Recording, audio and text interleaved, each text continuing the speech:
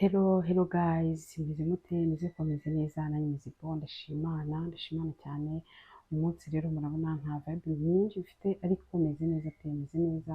Uyu munsi ntabwo noneho tuvuga ibintu byo hanze kwa prayinga kujya gute, ariko indi video izakurikiriye nabateguriye akandi kantu k'ubwenge.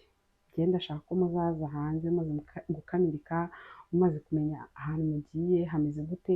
Hari abantu nyine ba prayinga bisanzwe, waba wapurayinze ukumva ko nyine birangiye. Nanjye niko nabigenje pe, ntabwo nabaseka.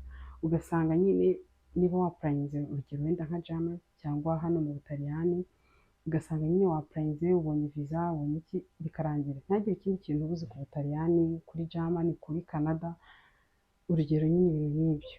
Ariko ntabwo aba ari byiza, ntabwo aba ari byiza. Burya n'uba uri gutegura kwapurayinga mu gihugu runaka, ujye ubanza umenye mbere na mbere ibintu wenda twebwe bitwica akenshi iwacu ntabwo dukunda gusoma. Njye nabonye abantu b'inaha bakunda gusoma, umwana aho aratangira materineri bamutoza gusoma. Rero njye icyo nababwira ni uko akantu ko kubanza ukamenya igihugu runaka ugiye kujyamo ni akantu karenze, ni akantu karenze byatari. Rero iki kiganiro ntabwo ari byo kigamije, nababwiye ko nzababwira akandi kantu k'ubwenge ku bantu bari kwapurayinga kuza hanze. Nzajya mvuga muri rusange kuko hari abantu wenda urugero badakunda wenda nk'iki gihugu ndimo, urugero akaba akunda ikindi runaka. Ngiye kujya mbabwira ibintu bijyanye n'igihugu icyo ari cyo cyose. Nyine urumva hari ibintu tuba duhuriyeho, si ukuvuga ngo wenda ngo nzi ngo Canada ngo ukuntu ubuzima bumeze ngo ukuntu bigenda ute, ariko hari ibintu tuba duhuriyeho abantu bari hanze. Rero video izakurikiraho mwitegerezanye amatsiko menshi. So rero uyu munsi nk'uko nabibabwiye ntabwo turajya mu bintu byo hanze. Uyu munsi ngiye kubabwira ku bintu bijyanye n'amagambo y'ubwenge azagufasha mu buzima. Hari igihe wenda muvuze iki kintu umuntu agahita avuga ati sabwa agiye kutubwira iki, hari icyo tutazi. Ariko burya hari igihe bitewe n'ibibazo urimo cyangwa se ubuzima uri gucamo aka kanya, aka kantu, aka kaganiro nubwo ari gatoya ngiye kukubwira kakugirira akamaro. So rero mbere na mbere ndashima Imana nk'uko nabibabwiye. Burya nubyuka ukabyuka uri muzima, mbere na mbere ugahumeka nyine ko tubeshejweho n'umwuka wera, sibyo?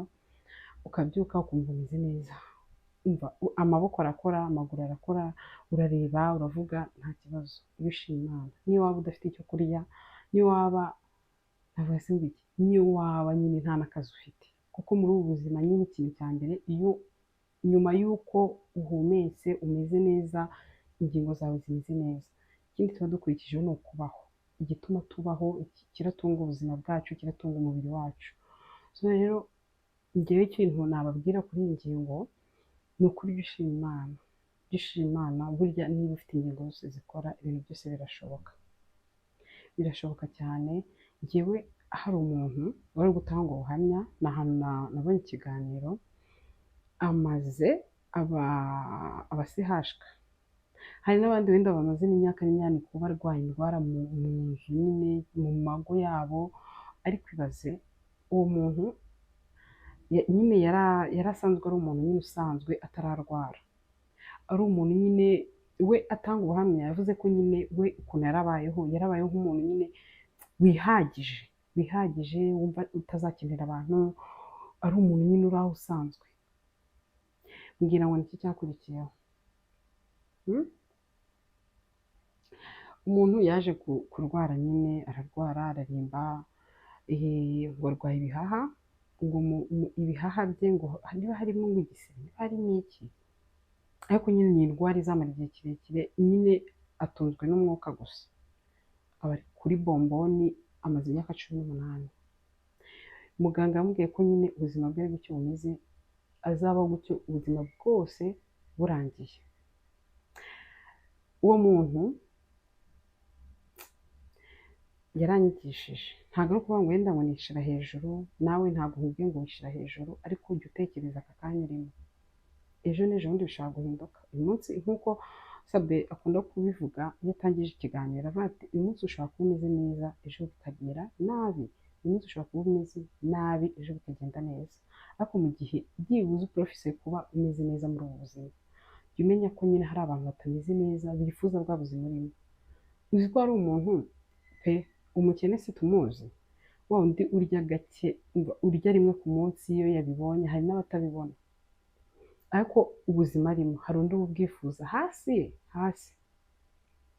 Rero niba nyine ubuzima urimo wumva nyine utishimye, uri kugaya Imana, uri kugira ute, iyo umuntu yabwiriwe, sibyo, kambatera akantu k'agastori, sibyo, yewe wenda ntabwo ari ukubiyemeraho, ntabwo navukiye mu rugo rw'abantu basaba, sibyo, ni abantu bashakishaga ubuzima kugira ngo mbeho, sibyo, ariko ngiye nigeze gufata nize segonderi ahantu nyine cyari ikigo cy'ababatisita, abantu banzi barahazi, twakundaga gufata rero amasengesho tugeze nko mu wa gatandatu, ko nyine wumva uri kwitegura egizita, uri gufata Imana yanjye ibintu bizagende neza, nzatsinde. Umva twari twaramenyereye ibintu by'amasengesho.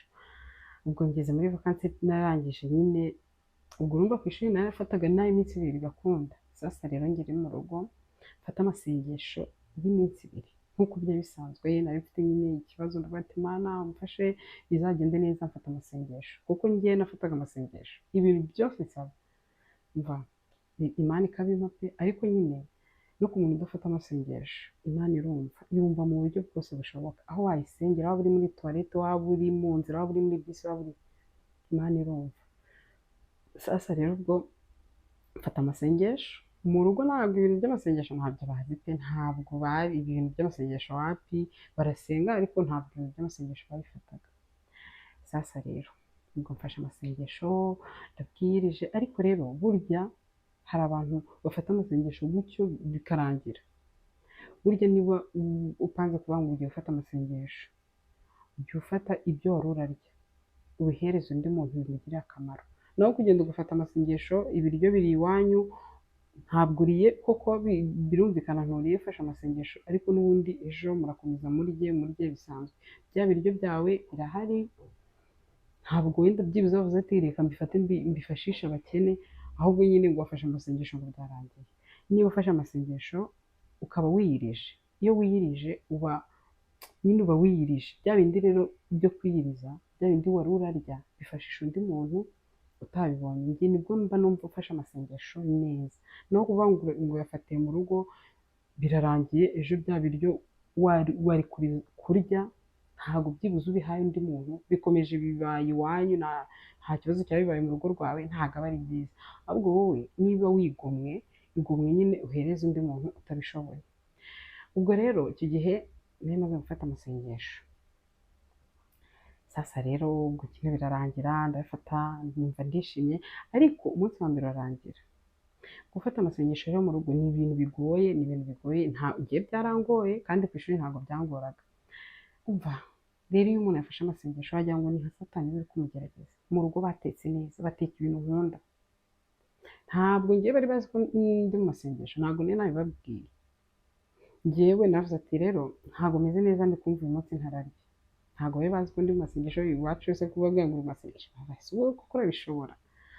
Sasa rero barateka bagira uteye nyine, mva ndihangana, ntihagira nyine, urabizi umuntu uri mu masengesho nta kintu aba yemerewe. Sasa rero umunsi wa mbere urarangira, uwa kabiri rero warananiye, ni ukuri byageze nijoro, nenda yarangiza mu gitondo kugira ngo umunsi wa kabiri urangire, bigera nijoro inzara irankubita, yayindi mu gifu ugira ngo sinzi ibintu birimo, harandya mbura amahoro, umusinzira biranga, numva ntangiye gutera mu buriri, ndabati si uku kumana, ubu ni Satani iri kungerageza, ariko biranga burundu, biranga. Ubwo rero byageze igihe numva nyine ntabwo meze neza pe, kandi nta wundi muntu wari uzi ko nafashe amasengesho. Inzara irakurya, ngewe ubu nzi inzara, ntabwo nashonje kubera ko nyine iwacu bari babuze ibyo kumpa, ahubwo icyo gihe nahise mbona inzara icyo ari cyo. Wumve ngo navuye mu buriri, nahise mfata amasengesho ndavuga ati Mana mbonye imbaraga zo kuba nyine nayarangiza, reka Mana nsenge. Sorry ikiganiro murabona nyine gize ikintu nk'igitarutse, bari bampamagariyemo, ubwo nyine mbiza nkomerezaho inkuru, bari bampamagariyemo kandi bumva nyine bari gukoresha telefone, urabyumva. So rero icyo gihe nyine nahise nsoza amasengesho nkuko nayo nabibabwiye, nyine urumva ntabwo nari meze neza, nari gutitira ameze ukuntu nyine nanjye byari byanshanze. Ndangije rero kugenda byari byananiye, narahagararaga nkatitira, inzara ibaho. Ibaze ko nyine ibaze nyine nk'abantu wenda bayimazemo igihe kinini, warangiza ukumva nyine niba ufite wenda urugero ukuntu urya, ukuntu wambara, ukumva nyine ntabwo bihagije, ukumva umuntu uraho nagushima nagugize ute, gusa ubayeho ute, jya ushima Imana. Hari abantu bari hasi yawe benshi, kuba wowe ubona icyo kurya ukarya kabiri ku munsi, ukabona icyo kwambara, ukaba ufite akazi ukora ako ari ko kose, ujye umenya ko hari benshi bari hasi yawe baba bifuza ubwo buzima babubuze. Ndumva icyo gihe naragiye ndibuka ukuntu bari batetse ibihaza byabananiye, ndagenda ndabikubita. Bari batetse igihaza kibishye ariko ngewe rwose cyarandyoheye. Niyo mpamvu bavuga ngo haryoha inzara. Ubundi inzara nyine utarayibona wayivuga se ngo haryoshye, ariko iranabiye. Wa mugani impamvu babivuga ni uko nyine icyo ari cyo cyose baguhaye ufite inzara urakirya pe n'umutima mwiza. Rero impamvu nari mvuze aka gasitori kari gaciyemo, kubyuka ukumva umeze neza, ingingo zose zirakora, ugatekereza ko ngo ugiye gusaba ku muhanda. Ntabwo ari byo pe, ntabwo ari byo. Ufite ingingo zikora nta kibazo. Mbere y'uko utekereza kuba ngo ngiye gusaba, manza usenga Imana, ati Imana mfasha uyu munsi, ndumva nyine nta kintu kiri mu mutwe wanjye, nta kazi, nta kubaho mu buzima bwanjye, umfashe nze kubaho, nze kubona ikintunga. Niba ufite famiye, nze kubona ibitunga abana. Ni ukuri ko mbabwire pe, biragoye. Ngewe nzajya mbaha isitori y'ubuzima bwanjye rimwe na rimwe ncishemo. Ngewe namaze umwaka n'igice nta kazi, sinari kumva ngo ni gake. Hari igihe twagiye gukora ibizami ugasanga hari umuntu umaze nka ngo 2012 ntarabona akazi gafatika, ni ibiraka rimwe na rimwe. Hari n'ababaga baricaye barabuze akazi, akaba ari bwaje kongera gukora. Ariko buri wese n'ikigeragezo ari gucamo cyangwa ikibazo ari gucamo yumva gikomeye. Ariko iyo ugeze nk'urugero, iyo urwaye indwara ukagera ku bitaro ugasanga hari abantu b'indembe bakurenze, nibwo ubona ko nyine wowe ego ku Mana ukize nta n'indwara ufite. Icyo gihe rero namaze umwaka n'igice, nari natesheje mu rugo umutwe, nkajya mvuga ati ngiye gukora ikiyede, ngiye kumbona rero sibyo, ntabwo ari ukuvuga ngo ni ukwiyemera, ariko ngiyewe nta kazi mfite, ndaho ngaho ngo nkicara ngo hamere ute, najya gushaka. Abantu bahora bubaka, urumva ushobora kujya gusaba akazi k'amasuku, wenda k'amasuku ko ushaka utahita ukabona, ariko byibuze abantu bakunda kubaka. Ariko hari umuntu wicara mu rugo, akaba ari umuntu uvuga ati njye sinakora kariya akazi, kandi nta n'icumi yinjiza ku munsi, nta n'igiceri cy'icumi yinjiza ku munsi. Burya nyine iyo umuntu ari mu bibazo, ntabwo nyine uba wumva ibyawe bikomeye. Njye namaze umwaka n'igice ariko numvaga ndenze, nkavuga ati Mana kuko ubu wampaye n'akazi k'ubuyede, nkabura iki. Mu rugo nawe ati ariko nyine iyo umuntu ari guca mu bibazo nyine ntabwo wavuga ngo urahita ubivamo nyine ako kanya ngo wumve ngo nyine ngo mpise mbyakira. Oya, hari umuntu uri guca mu bibazo bitandukanye bikomeye aka kanya ndi kuvuga, bikomeye pe. Kumbwira rero ngumva wihangane ngo ugire ute, ntabwo babyumva. Nanjye uwo mwaka n'igice barambwira tuzabona akazi tuza, uzi uturirimbo twaragasitati two kuganya amaganya nk'aya rimwe. Ariko nyine nabonye akazi, numva ndishimye, kandi none nakabonye mbona nkakeneye koko, kandi nacyagiye ndi muri bya bibazo numvaga ngakeneye pe. Ariko Imana iragenda ikagukumva, iyo ugukerereje koko iragutegera, iragukereza ugatangira bati si uko aribwo nari nshatse akazi ko numvaga ngashaka cyane, ariko ugasanga igihe kagwereye niho agashakaga cyane.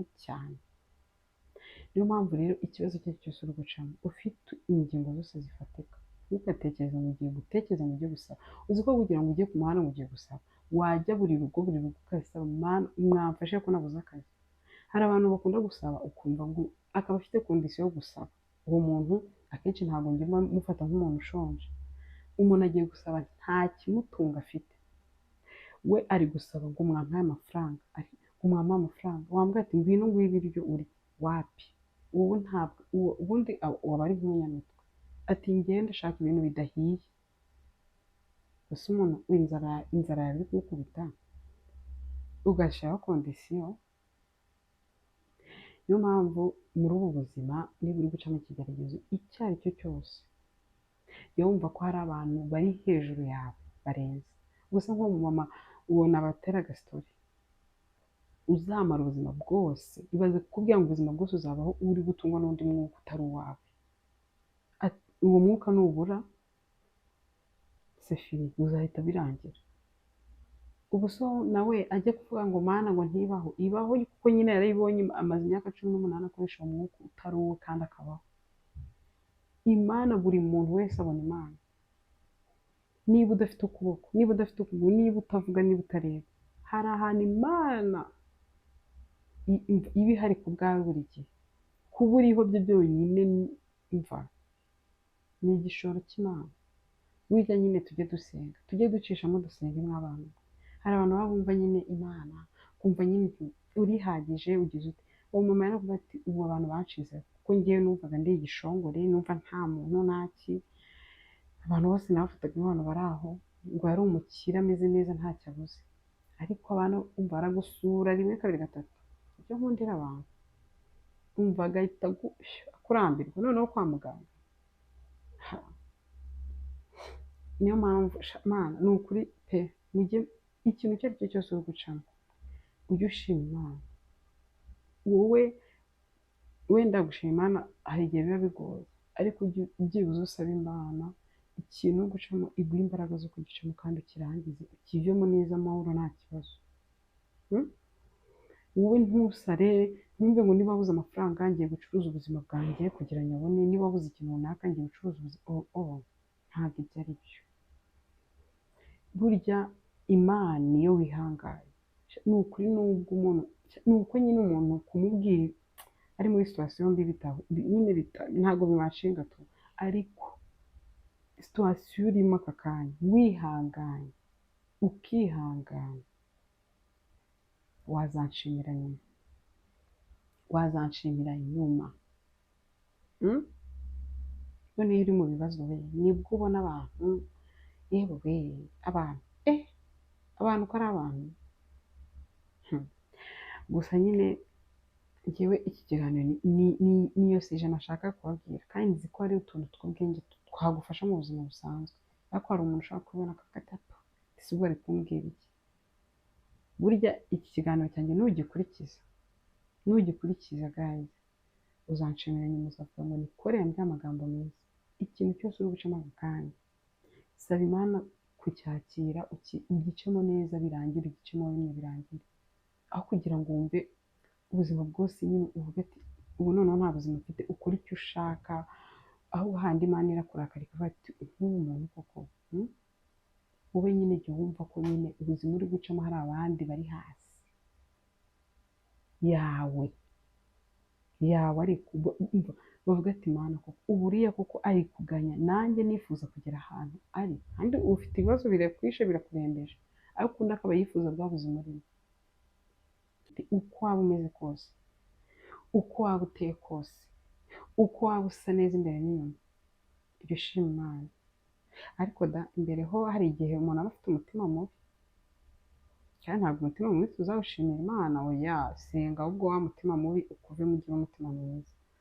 So rero tujye dushima Imana uko tumeze. Ngiye rwose ndashima Imana uko yandemye, wowe uzambone mu ishusho ushaka, ariko ngewe ndashima ko yandemye, ikampa amaso, ikampa amatwi, ikampa hose, kuko hari umuntu rwose wavutse ntacyo acumuye ku Mana, ntacyo, ariko ugasanga avutse urugingo rumwe ntarwo afite. So rero niba ubyutse nako niba uvutse umeze neza, ababyeyi bagiye kubyara ugasanga umwana abyaye ni muzima, jya ushima Imana. Ariko ababyeyi bo Mana, hari niyo yaba avuka hari atanameze neza, ni ukuri umubyara ashima. Sindabyara nanjye ndabitegereje kubera Imana, kandi nzabyara, ariko simbabeshye shaka kubyara mba mbona abantu bose iyo amaze kubyara umwana ati Imana urakoze cyane. Noneho iyo usanze ingingo zose zikora ameze neza, ni ugushima Imana ko ushima Imana. Njyewe Mana ntegerezanyije amatsiko, ariko akana kanjye kaza kusha Imana, nzajya mvuga ati Imana warampaye, nzajya ndeba umwana wanjye mvuga ati ubundi iyi ni Imana yanjye. Hejuru y'uko Imana tuyizi, uyu nawe ni Imana nyine yanyeretse muri byinshi, no kuba ngeze aha ngaha ko hari benshi bifuza kugera byo byonyine no kurenga u Rwanda, hari benshi bifuza ariko byanze. None ngewe narinze u Rwanda, ndenga ibihugu n'ibihugu, ngeze aha ngaha, koko i Burayi ko ari heza. Ni ukuri ntibakababeshye, igihugu icyo ari cyo cyose uzageramo, niyo utabonamo akazi, niyo utabonamo amafaranga, abantu benshi bumva ko umuntu uri hanze afite amafaranga, byibuze na experience uzi ukuntu ifasha. Ubu ntihari abantu benshi ndushya, ubu hari abantu benshi bafite ibintu byinshi mbarusha, ugasanga ageze hano bibanje byamuca nk'uko nabibabwiye muri video, ariko njye ubu namaze kubicamo meze neza, kandi ubu ndakomeye pe, ni ukuri ndakomeye. Niba ari umuntu umeze neza uri bushima Imana uvuga ati Mana kuba nyine meze neza, kuba bya bindi byose nabiciyemo nkaba nemye, ni ukubyina umuziki. Guys rero murakoze, ni ukuri mukomeze mukore subscribe, comment, like, share, mukomeze munyeke ko munkunda, ibiganiro nakagaruka, ndabakunda cyane, ciao, kandi thank you for watching my video, bye.